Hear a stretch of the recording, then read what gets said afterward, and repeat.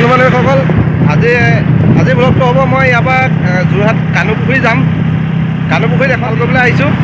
এয়া আপোনাৰ NIL bypass, ধাননি বাইপাছ NIL পেট্ৰল পাম্পত মই তেল ভৰাই ওলাইছোঁ। এতিয়া টাইম হৈছে আপোনাৰ 1:06। মই কিমান সময়ত আপোনালোকক তাত পাই পেলাই মই কামটো কৰিম আৰু কিমান সময়ত আহি ইয়াত পামহি আপোনালোকক দেখাইছোঁ। ভিডিঅ'টো সম্পূৰ্ণ চাব। আজি মই বহুত দিনৰ মূৰত লগ পাইছোঁ।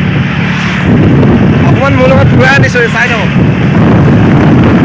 কমাইবন্ধা চকিয়াত বাইপাছ পাইছোঁহি। এতিয়া আমি ভোগদৈ দলং পাইছোঁহি। এখন ভোগদৈ দলং, ভোগদৈ ব্ৰিজ পাইছোঁ। দলঙৰ বহুত গাঁত গোট আছে।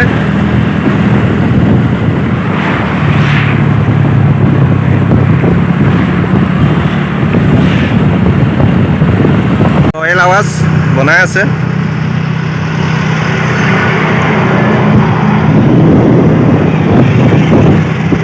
আহিলে বলমা পালোহি।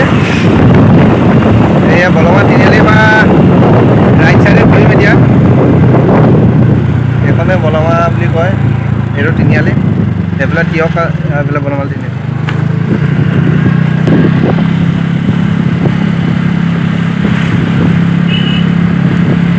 বলমাৰ পৰা ইয়াৰ প্ৰায় 7 কিলোমিটাৰ আমি আহি আছোঁ। এইটো ৰাস্তা চিধা গৈ আপোনাৰ 9 কছাৰী দেবেৰাপাৰ চাৰিআলি ওলায়। আৰু তাৰপৰা যদি আপুনি লেফ্টত যায় ডাইৰেক্ট লাহিং, হেমলাই এইফালে গৈ আপুনি গাভৰু পৰ্বত আৰু আমগুৰি যাব পাৰিব। যদি আপুনি চিধা যায়, চিধা গ'লে আপুনি ডাইৰেক্ট বুধবৰীয়া হৈ আপুনি দেবেৰাপাৰ চাৰিআলি 9 কছাৰী পাব। 9 কছাৰীৰ পৰা মৰিনীয়ে যাব পাৰিব, আমগুৰি যাব পাৰিব। কাষ্টমাৰ ঘৰলৈ এতিয়া মই ৰাইট চাইডে সোমাম। কানুপুখুৰী এইফালে ৰাইট চাইডে সোমাইছোঁ। ৰাস্তা বহুত বেয়া আছে, কেঁচা ৰাস্তা। এয়া আৰু কি কৰিব, গাঁৱৰ ৰাস্তাহে।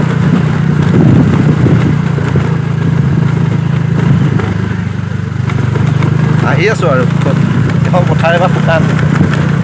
এনেকুৱা দিনত আন কিবা আপোনাৰ ধান ৰুবৰ কাৰণে মানুহে হেৰি কৰি থাকে। এতিয়া এয়া চব পথাৰ শুকান, বৰষুণ নাই, এবাৰ পানী নাই। টাউনৰ বোকা ৰাস্তাত বৰষুণ দিয়ে, গাঁৱৰ বোকা ৰাস্তাত মানে বৰষুণ নাইকিয়া হৈছে।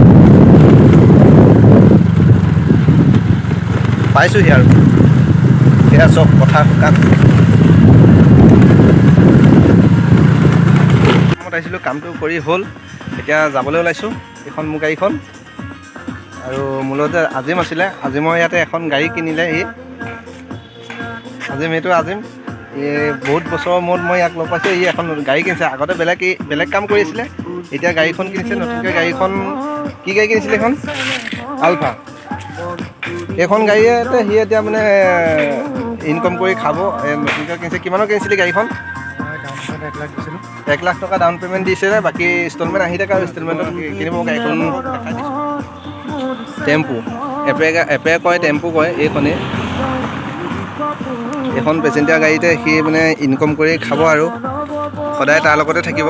গাড়ীখন ভাল গাড়ী কিনিছে, নতুন গাড়ী, আৰু ডিজাইনবোৰ বেলেগ, আগতকৈ মানে বেলেগ গাড়ীতকৈ বহুত বেলেগ হৈছে। এইখনে তাৰ গাড়ীখন।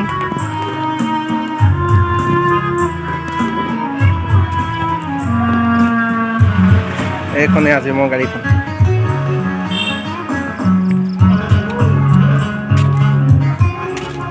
চিট আছে ইয়াত, এজন বহিব পাৰে, ইয়াতো বহিব পাৰে। ইয়াতো কোনোবা এজন মাজত বহি যাব পাৰে বস্তু নিবৰ কাৰণে।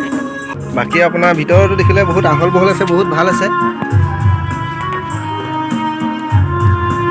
কেইজন যায় গাড়ীখনত? 8জন আৰামছে বহিব পাৰে। আগতো 2জন বহিব পাৰে, মানে চলোৱাজনৰ সৈতে 3জন। চিট টিট চব ধুনীয়া আছে। বাৰু ঠিক আছে, গাড়ীখন কেতিয়াবা লাগিলে ক'ব, লৈ যাব, ভাড়াত লৈ যাব।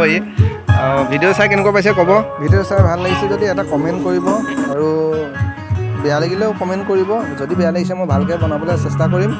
যদি ভাল লাগিছে লাইক এটাও কৰি দিব। ভিডিঅ'টো আজিলৈ ইমানেই আছিলে।